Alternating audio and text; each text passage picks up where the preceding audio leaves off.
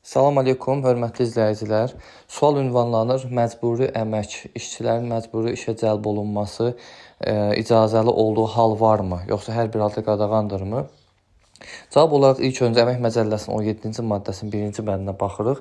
Burada qeyd olunur: işçilər hər hansısa bir üsulla məcbur edilərək, zor edilərək, hədə-qorxu gələrək məcburi işlərə cəlb etmək qadağandır. Yəni, əmək müqaviləsi məcburi şəkildə bağlamaq və yaxud əmək müqaviləsi bağlandıqdan sonra ona aid olmayan işləri görülməsinə, məsəl üçün, əmək müqaviləsinə xitam veriləcəyi ilə bağlı hədə-qorxu gələrək əmək müqaviləsində olmayan işləri işçiyə gördürmək qanunla qadağandır və onu gördürən şəxslər, təqsirkarlar qanunla məsuliyyət daşıyır.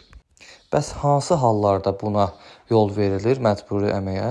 Bu, 17-ci maddənin 2-ci bəndində qeyd olunan istisna hallarda, yəni hərbi və ya fövqəladə vəziyyətlə əlaqədar, müvafiq qanunvericilik əsasında, habelə qanuni qüvvəyə minmiş məhkəmə qərarı, yəni məhkəmənin hökmlərinin icrası ilə bağlı dövlət orqanlarının nəzarəti altında yerinə yetirilən işlərə cəlb olunarkən məcburi əməyə yol verilir.